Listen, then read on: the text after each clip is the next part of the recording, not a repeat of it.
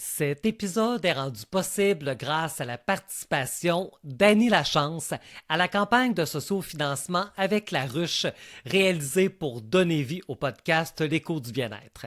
Annie est coach Body Mind accrédité ICF et elle accompagne surtout les femmes autistes, TDAH et neurodivergentes en affaires, celles qui sont brillantes mais épuisées à force d'essayer de rentrer dans des modèles qui ne respectent pas leur rythme.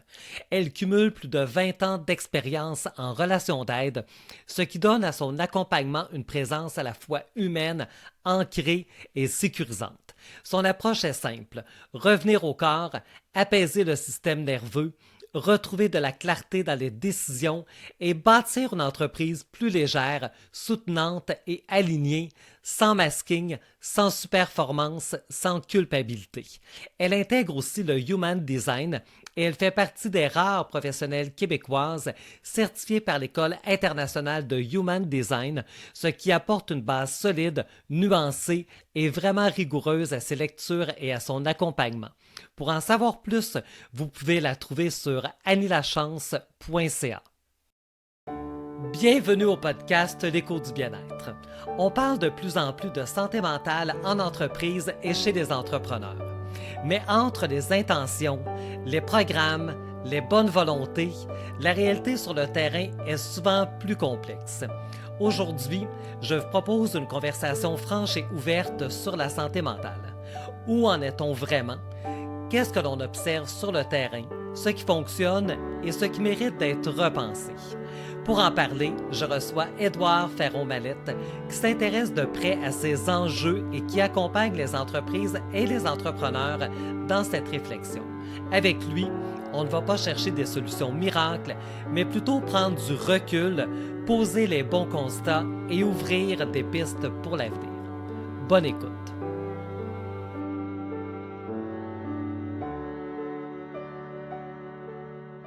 Bonjour à tous, bienvenue au podcast L'écho du bien-être. Cette semaine, on aborde un sujet vraiment important. On parle de santé mentale chez les entrepreneurs, santé mentale dans les organisations.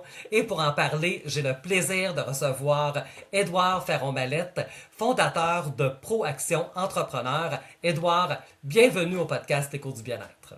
Bonjour Anna, merci beaucoup de m'avoir aujourd'hui.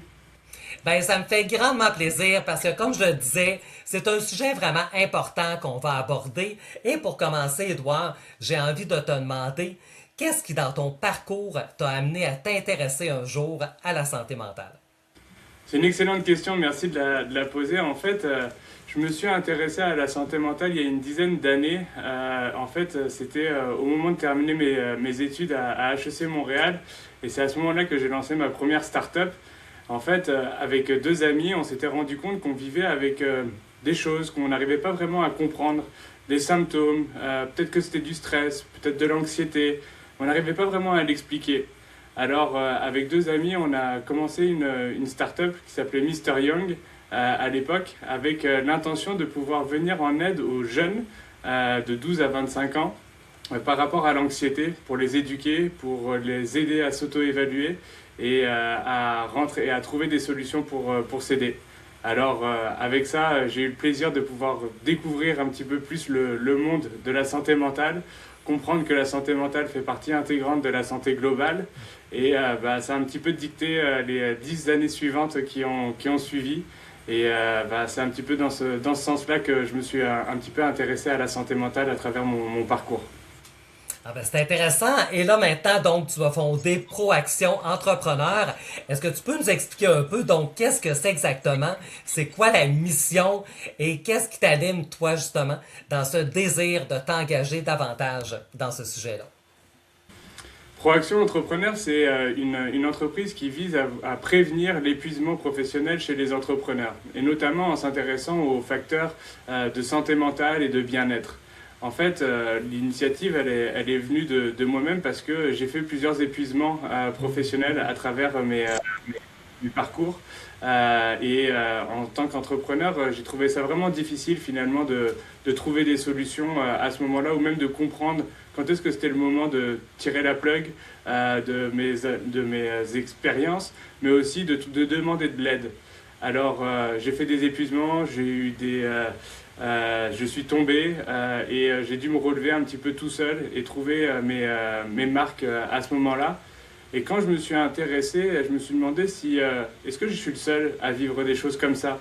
Et bien évidemment, je n'étais pas le seul. En fait, quand tu regardes la littérature ou des écrits, tu te rends compte qu'il y a beaucoup d'entrepreneurs qui vivent des situations où est-ce que l'anxiété, la dépression, l'isolement, la solitude et d'autres conditions de consommation, par exemple, de dépendance, peuvent apparaître.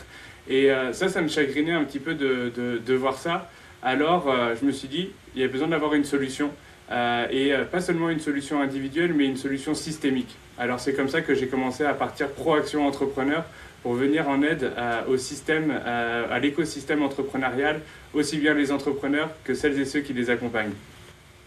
Oui, parce que tu as bien raison, c'est vrai que les besoins sont très présents et de façon plus concrète, est-ce que tu peux nous expliquer donc qu'est-ce que tu fais exactement?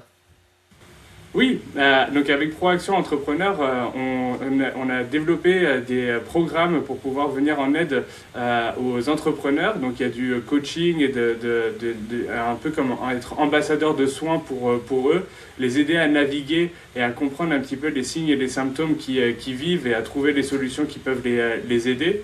Il y a également des solutions pour les accompagnateurs et accompagnatrices de l'écosystème entrepreneurial parce qu'il faut qu'eux aussi aillent bien et qu'eux aussi puissent être capables de découvrir les signes et les symptômes qui pourraient démontrer qu'il y a peut-être un moment de faiblesse chez un entrepreneur et pouvoir les orienter dans la bonne direction. Et donc avec ça, j'ai aussi l'intention de développer tout un réseau d'accès à des soins. Parce qu'on connaît la difficulté aujourd'hui d'accéder à des soins. C'est difficile, c'est éprouvant et on ne sait pas exactement dans quel sens aller.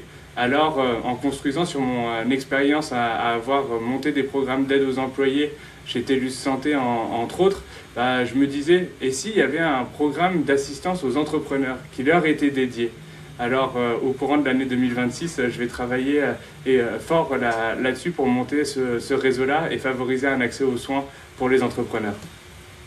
Ah, c'est vraiment des très très beaux projets. Puis j'aime beaucoup justement quand tu parles de rendre les choses accessibles, parce que c'est vrai hein, que c'est pas toujours évident. Donc je pense que les gens vont être très très reconnaissants de pouvoir avoir cette belle accessibilité-là.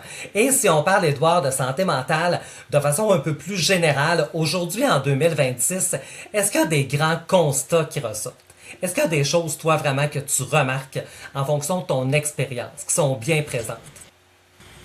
Oui, absolument. Et je pense que c'est marrant parce que c'est un peu les mêmes constats que je faisais il y a 10 ans.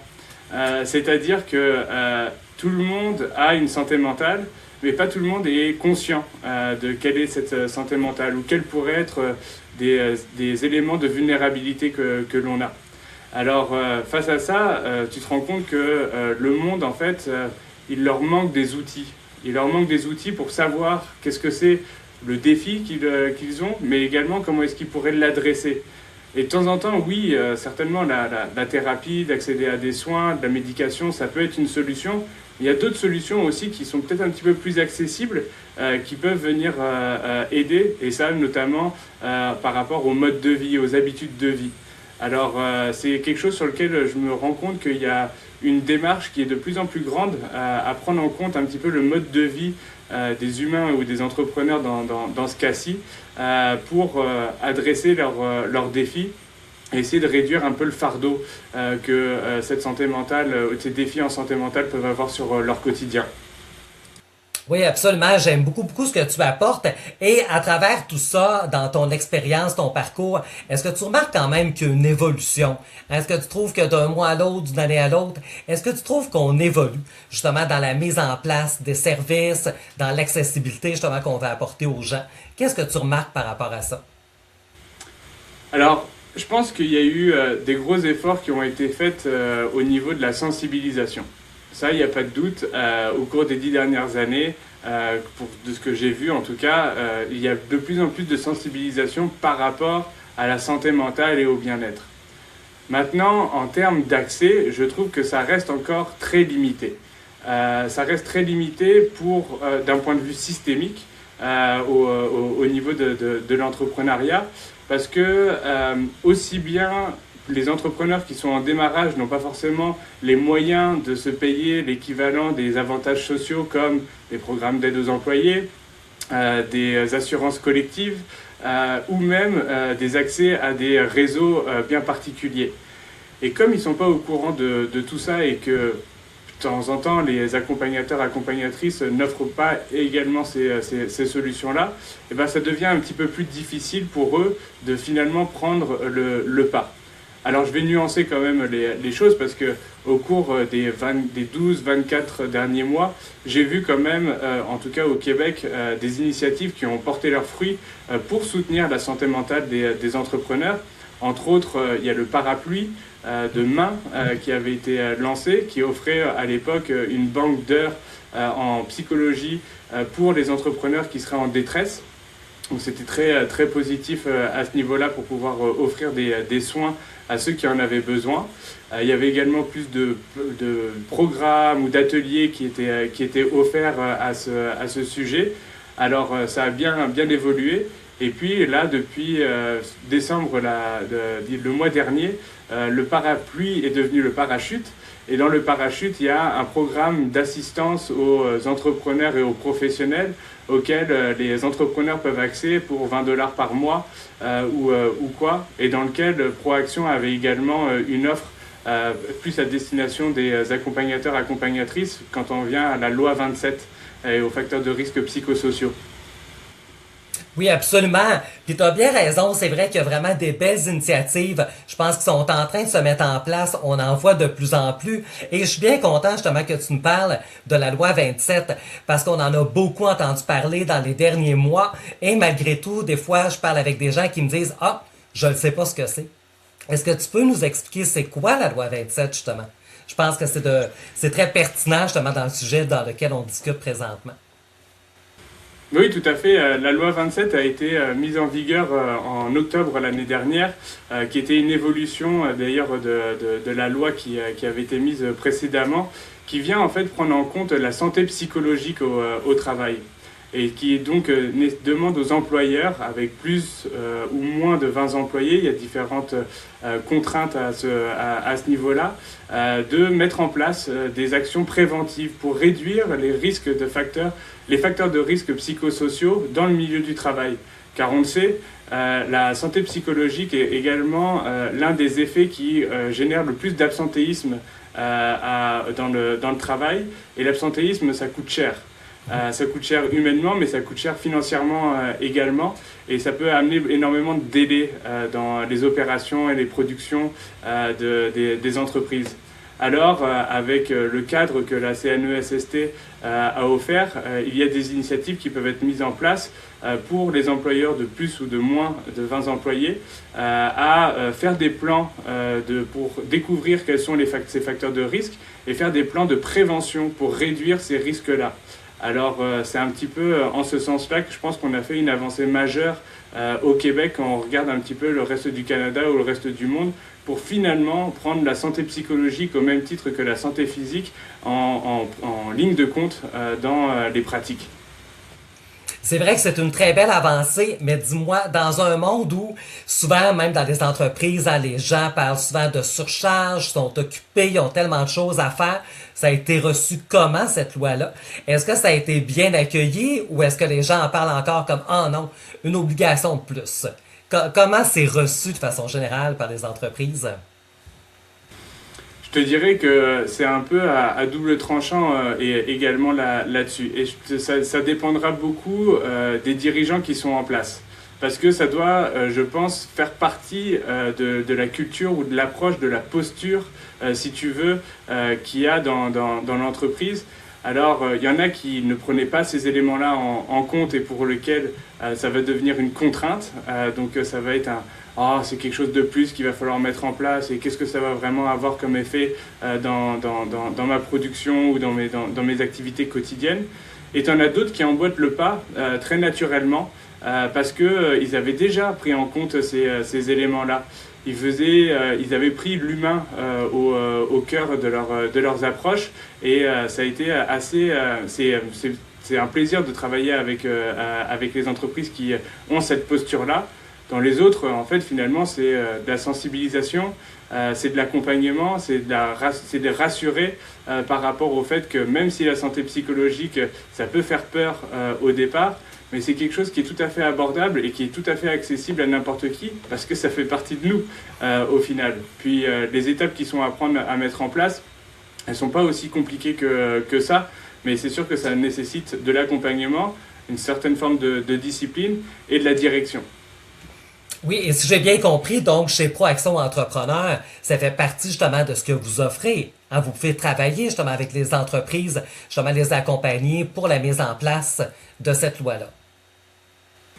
Exactement, on travaille avec des partenaires aussi qui ont travaillé durant des décennies avec des grandes entreprises, entre autres, donc qui connaissent très bien les règles, les nomenclatures, les éléments de conformité qui sont nécessaires. Et en fait, l'idée, c'était de pouvoir amener toute cette compétence, cette connaissance que les grandes entreprises ont, parce qu'ils sont obligés de le mettre en place, et de le ramener à une échelle plus humaine, celle des entrepreneurs, des petites structures, pour pouvoir les aider eux-mêmes à ce niveau-là. Ah ben c'est vraiment bien, c'est le fun pour les entreprises de savoir qu'il existe donc des possibilités justement d'avoir de l'aide, des ressources qui peuvent les accompagner. Et aujourd'hui, Édouard, j'ai envie de te dire un mot, tabou. On ne peut pas parler de santé mentale sans parler de tabou parce que je pense que c'est encore bien présent.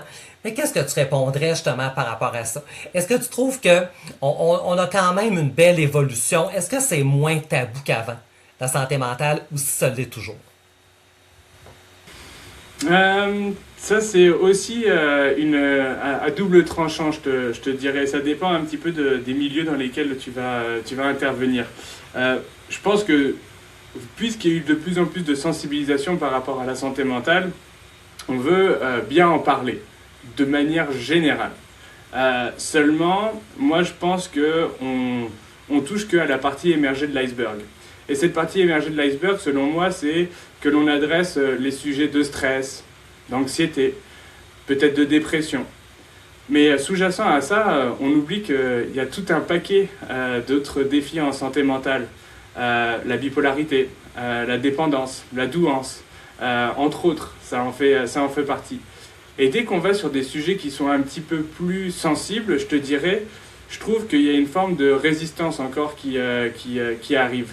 Et c'est pas de leur faute à proprement parler. Je pense que le défaut vient d'un manque d'éducation à ce niveau-là, un manque d'outils.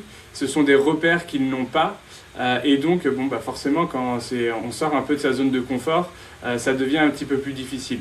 Néanmoins, il y a des cercles, il y a des regroupements, il y a des safe spaces, des endroits un petit peu plus sécures par lesquels des entrepreneurs peuvent se retrouver.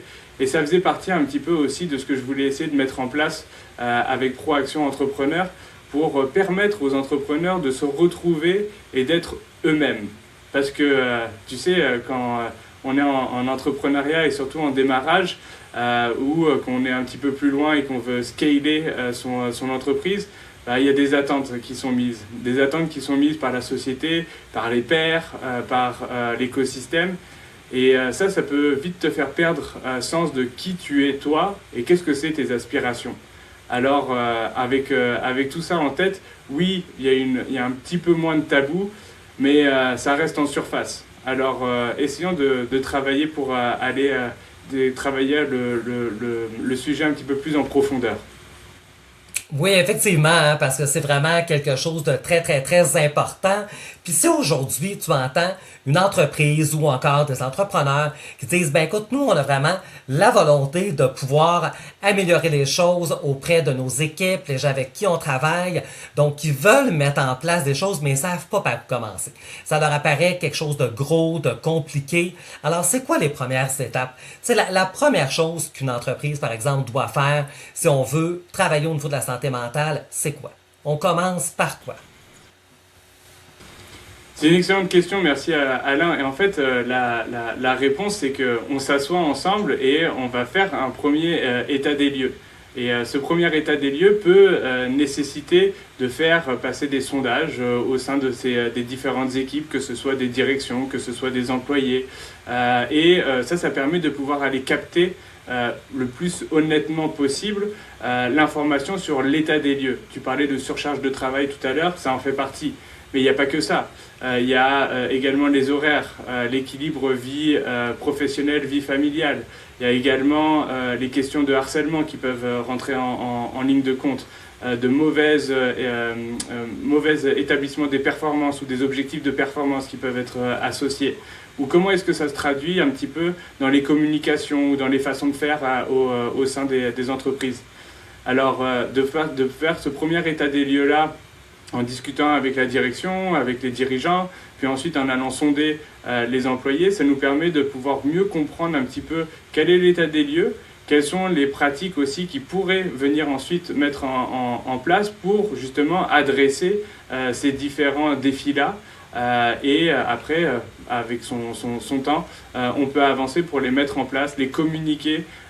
Et parce que je pense que la question de la communication reste un des gros éléments qui est adressé, c'est pas seulement de faire, mais c'est aussi de le communiquer et de me démontrer qu'on peut être soi-même avec nos forces et nos faiblesses dans les milieux du travail et qu'il y aura toujours un espace justement pour avoir un petit peu plus de compassion, d'empathie et de compréhension de l'autre. Oui, tout à fait. Et ce qui est vraiment intéressant, c'est de voir justement tous les pôles que tu nous apportes. Hein, parce que souvent, des fois, on parle santé mentale, puis on va avoir l'impression qu'on parle justement de dépression, de burn-out, mais on voit que c'est beaucoup plus large que ça. Puis une fois donc qu'on va avoir sondé les gens, qu'on va mettre un plan d'action, comment est-ce qu'on fait par la suite pour évaluer justement la portée de ces actions-là? C'est quoi les méthodes qu'on peut utiliser pour voir si ce qu'on met en place a eu la portée qu'on voulait, ou voir comment ça a pu évoluer justement à travers le temps? C'est une excellente question à nouveau, merci Alain. Je pense qu'il y a plusieurs moyens de pouvoir mesurer l'impact de ces pratiques-là. L'une d'entre elles, c'est encore une fois d'aller sonder les employés, les dirigeants pour évaluer un petit peu l'état du travail avec eux, du climat de travail, des attentes qui sont mises. Comment est-ce que ça s'est répercuté dans leurs relations entre employés, avec les dirigeants, avec les exécutifs. Ça en fait partie. Si il y a également dans l'entreprise des avantages sociaux qui sont utilisés, par exemple des programmes d'aide aux employés ou des solutions de couverture spécifiques pour la santé mentale, on peut aller regarder les taux d'utilisation qui ont été faits durant la dernière année. Et ça devrait être également un des indicateurs qui démontre que les gens ont plus pris soin d'eux ou ont été plus capables d'accéder à des soins. Alors ça fait partie des éléments qui peuvent mettre en avant l'impact des pratiques pour favoriser le mieux-être et la santé en entreprise. Oui, et l'absentéisme peut-être aussi, parce qu'on sait que l'absentéisme, c'est un des indices quand même aussi, hein, qui est quand même très, très révélateur. Donc, j'imagine que si les absences diminuent, ben, je pense que ça nous donne quand même, je pense, un indice aussi de l'évolution de la situation, n'est-ce pas? Tu as entièrement raison. L'absentéisme, ça, c'est l'un des plus grosses prérogatives, justement, des entreprises qui sont peut-être un petit peu plus grandes à ce niveau-là, parce qu'on sait le coût de l'absentéisme pour eux, le travail que ça représente pour aller recruter quelqu'un d'autre dans le cas où est-ce qu'il y a un absentéisme prolongé, ou comment est-ce qu'on favorise, justement, quand quelqu'un est absent, de repasser la balle au sein des autres collègues et que ça augmente à nouveau la charge de travail. Donc effectivement, le taux d'absentéisme et la durée d'absence va également être des indicateurs de mesure à ce niveau-là. Tu fais bien de le mentionner.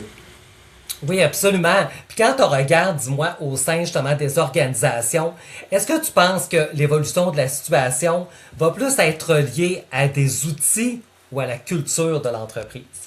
Qu'est-ce qui prime entre les deux? Je pense que les deux vont de pair, un petit peu. Parce qu'il faut effectivement avoir des outils, des repères pour mieux comprendre les situations et pouvoir mieux les adresser, que ce soit individuellement ou collectivement. Mais finalement, ce qu'on se rencontre, c'est que c'est dans la culture de l'entreprise, quelle est la posture que l'entreprise a, qui en fait est-ce que je peux être au sein de cette entreprise, tout en respectant le cadre de la marque ou de l'entreprise qui est présente. Mais est-ce que je peux avoir des discussions avec mon dirigeant? Est-ce que je peux avoir des discussions avec mes collègues? Est-ce que je peux faire état qu'à un moment donné, il y a des journées où est-ce que ça va un petit peu moins bien, que je vais être un petit peu moins performant, ou est-ce que je peux prendre une journée off parce que aujourd'hui je suis pas capable, tout est dans le gris, mes lumières ne sont pas au vert, j'ai besoin d'avoir un petit moment de recul. Est-ce que ça fait partie des éléments qui sont dans la culture, qui te permettent de pouvoir avancer? Je pense que les deux, aussi bien la culture et les outils, vont de pair pour pouvoir mesurer finalement la posture de l'entreprise pour la santé et le bien-être de ses employés. Oui, absolument. Donc, je pense qu'il y a une belle complémentarité justement qu'il doit y avoir entre les deux. Et de toute façon, j'ai l'impression un peu aussi que si la culture de l'entreprise donc est axée sur donc la santé mentale, par exemple, on veut vraiment mettre en place des choses, ben veut pas, ça va être plus naturel de mettre en place justement les bons outils pour ça. Je pense qu'un justement va avec l'autre. Et ça, aujourd'hui, tu avais un message que tu pourrais adresser justement aux dirigeants d'entreprise, aux responsables des ressources humaines, un peu le message de ton choix, mais concernant la santé mentale, qu'est-ce que tu auras envie de leur dire? Je pense que le message majeur, ça reste dans la prévention. C'est de se tenir à jour justement sur ses employés, comment est-ce qu'ils vont, faire des check-up annuels, mais vraiment éviter de se retrouver jusqu'au point de rupture. Alors, quelles sont les pratiques que vous pouvez mettre en place pour prévenir ces moments de rupture et ainsi favoriser la continuité de votre travail et la continuité de la relation avec vos employés? Ah, c'est beau, j'aime beaucoup ça. Et ça, on regarde justement pour le futur. Parce que veut pas, ben c'est sûr qu'on travaille dans le présent. Ce présent-là, il est un peu axé justement sur ce qu'on a vu dans le passé. Mais qu'est-ce que tu penses qui va arriver au cours des prochaines années? Du moins, comment tu vois l'évolution des pratiques au niveau de la santé mentale chez les entrepreneurs et dans les milieux de travail dans les années à venir? Je pense qu'il va y avoir une amélioration de la prise en compte de la santé mentale au même titre que de la santé physique au niveau des entrepreneurs. Je pense qu'il va y avoir, déjà il y a une tendance à revoir un petit peu les attentes qu'il y a en entrepreneuriat. On n'est pas tous obligés de faire des levées de fonds. On n'est pas tous obligés d'aller chercher des milliards en chiffre d'affaires. Et de toute façon, il y a de plus en plus, tu verras, d'entreprises ou d'organismes qui se lancent pour avoir non pas forcément les plus gros revenus, mais pour avoir l'impact qui est le plus fort. Alors en prenant ça en compte, ça démontre aussi que peut-être que dans la posture et la culture de l'écosystème et des entrepreneurs eux-mêmes dans leurs initiatives, il va y avoir une plus grande prise en charge de l'humain finalement dans son ensemble à ce niveau-là. Et quand je regarde un petit peu les tendances qui émanent, on a parlé de main avec le parachute, le parapluie. Je sais que la BDC également fait un travail formidable à ce niveau-là. Il y a des entrepreneurs qui ont pris la voie aussi pour en parler, entre autres Nicolas Duvernois, Dominique Gagnon. Il y a Nathalie Riverain avec Persévérance entrepreneuriale. Il y a Virgile Olivier avec Chapter. Donc on est plusieurs à montrer la voie et parler pour favoriser justement cette prise en compte de la santé mentale, la santé physique et du bien-être en général pour soutenir la performance des entrepreneurs et leur longévité. Effectivement, c'est vrai qu'on a vu plusieurs personnes, hein, justement, s'adresser aux gens dans les derniers temps, dans les dernières années. Ça, ben, je pense que ça ne peut qu'apporter un vent de changement positif. Et on parle beaucoup aussi, hein, dans les gens avec qui je discute, on parle beaucoup de ce qui s'est passé depuis 2020, depuis la fameuse pandémie. Est-ce que tu penses que la pandémie, ça a été aussi un élément déclencheur pour faire en sorte qu'aujourd'hui, on en parle davantage? Est-ce que ça a ouvert des portes? Je pense que ça a ouvert des portes, ça a ouvert des portes parce que globalement, ça a mis en lumière les tendances qu'il y avait à l'isolement, au manque de contact social, à l'impossibilité finalement d'avoir ces relations humaines en dehors des Zooms ou des conférences qu'on peut faire. Après, en fait, ce que moi je veux m'assurer c'est que on allie des actions aux paroles et que ce ne soit pas seulement quelque chose de temporaire. Parce que la santé mentale représente quand même, au même titre que la santé physique, un élément essentiel pour préserver les initiatives entrepreneuriales, mais aussi pour préserver les entrepreneurs sur leurs projets. Alors, c'est pas bien beau juste d'en parler. Il faut également avoir des actions concrètes. Et ça ne prend pas des budgets faramineux nécessaires pour favoriser un petit peu tout ça, mais il faut en être conscient. Et ça c'est aussi l'un des messages que je voudrais faire passer, qui est important d'être conscient de soi-même, d'être conscient de qui on est, de nos forces, de nos faiblesses, de pouvoir l'accepter et de pouvoir justement avancer avec ces éléments-là. Peut-être que finalement c'est un petit peu la sagesse qu'à l'aube de mes 35 ans, j'ai appris en rétrospective des 10 dernières années. Mais c'est vraiment important ce que tu soulignes, Édouard. Vraiment, j'appuie ça énormément. C'est vraiment, ça prend de la cohérence, justement, entre le discours, entre les actions, parce que si un vient mais l'autre ne suit pas, ben c'est sûr que ça fonctionne pas. Et à travers, justement, les défis et les enjeux qu'on peut observer, qu'est-ce que tu trouves qu'il y a de positif quand même à travers tout ça? Parce que c'est sûr qu'il y a des beaux côtés, il y a du positif aussi. Qu'est-ce que tu vois de positif dans la situation présentement? Moi, je te dirais que ce que je vois de positif, c'est qu'il y a de plus en plus d'actions qui sont engagées, mobilisatrices et qui sont mutualisées. Et que ce n'est pas seulement un acteur ou un écosystème qui agit, mais c'est des regroupements. Petit à petit, en fait, et c'était un petit peu l'une des vocations que je voulais essayer de mettre en place aussi avec Proaction Entrepreneur, c'était pas seulement de travailler en silo, l'un de chaque côté, mais essayer de favoriser des actions concertées, des actions mutualisées pour soutenir les entrepreneurs et leur écosystème d'accompagnement. Alors ça, je trouve que ça a été quelque chose qui, moi, m'a fait chaud au cœur, entre autres, là, dans la dernière campagne du parachute par main, à voir que plusieurs acteurs de l'écosystème entrepreneurial québécois prenaient des forfaits pour soutenir les entrepreneurs qui faisaient partie de leur cohorte afin de pouvoir avoir accès à des solutions comme ça. Et c'était un petit peu dans la continuité déjà du parapluie où est-ce qu'il y avait des banques d'heures, comme on disait tout à l'heure, en psychologie pour des entrepreneurs en détresse. Maintenant, de toi à moi, Alain, j'aimerais aussi qu'on essaye de changer l'orientation et que ce soit moins en réaction et plus en prévention. Parce que si on est obligé d'arriver jusqu'au point où est-ce que les entrepreneurs sont en détresse pour demander de l'aide, à un moment donné, il ne va plus y avoir d'entrepreneurs. Plus personne ne va vouloir entreprendre. Alors, comment est-ce qu'on peut essayer de favoriser ce changement-là? Et ça fait partie des éléments que je vais essayer de pouvoir adresser avec Proaction Entrepreneur, parce que c'est dans la prévention qu'on peut faire une différence sur le long terme.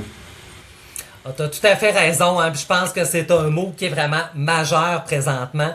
Lorsqu'on parle de prévention, je pense qu'on doit beaucoup axer là-dessus. Donc, je suis très, très, très d'accord avec toi. Et on arrive déjà à la toute fin de cet échange-là, Édouard. J'aimerais que tu me dises, pour les gens qui vont nous écouter, s'il n'y avait qu'une chose à retenir dans tout ce que tu as dit aujourd'hui, qu'est-ce que tu aimerais que les gens retiennent en priorité? Je pense que ce que je voudrais qu'ils retiennent, c'est qu'on peut passer d'un vécu individuel à une conscience collective et d'arriver à une prévention qui soit structurée. Et c'est vraiment sur ce point-là qu'on peut avancer. Structurons la prévention pour arriver à favoriser le maintien et l'épanouissement de l'ensemble de l'écosystème. Ah, c'est vraiment beau ce que tu dis. Je pense que ça nous laisse vraiment sur un très, très beau mot de la fin. Alors, merci beaucoup, Édouard, pour cet échange-là. Ça a été vraiment un plaisir de pouvoir te découvrir davantage. Donc, de découvrir aussi Proaction Entrepreneur. Je pense que tu nous as apporté des points vraiment importants. Tu nous as mis sur de très, très belles pistes. Alors, merci infiniment pour ta participation et tous ces beaux partages. Merci beaucoup Alain de m'avoir invité et félicitations pour la saison 2 de l'Écho du bien-être. Ben, ça a été un immense plaisir et pour tout le monde, donc on se retrouve dès la semaine prochaine pour un autre épisode de l'Écho du bien-être et bien sûr dans la description écrite de l'épisode, vous pourrez retrouver donc toutes les informations concernant Édouard. Donc si vous aimeriez en savoir plus, le contacter, vous allez avoir toutes les informations qui vont vous permettre de le faire. Donc on se dit à la semaine prochaine. Merci d'avoir été à l'écoute de l'Écho du bien-être. Si cet épisode vous a inspiré, touché ou simplement donné envie de semer un peu plus de bien-être autour de vous, je vous invite à vous abonner au podcast pour ne rien manquer des prochains épisodes. Vous pouvez nous suivre sur YouTube, Spotify, Apple Podcasts, Amazon Music, là où vous écoutez déjà vos balados préférés. Et si le cœur vous en dit, n'hésitez pas à partager l'épisode ou à laisser un mot en commentaire.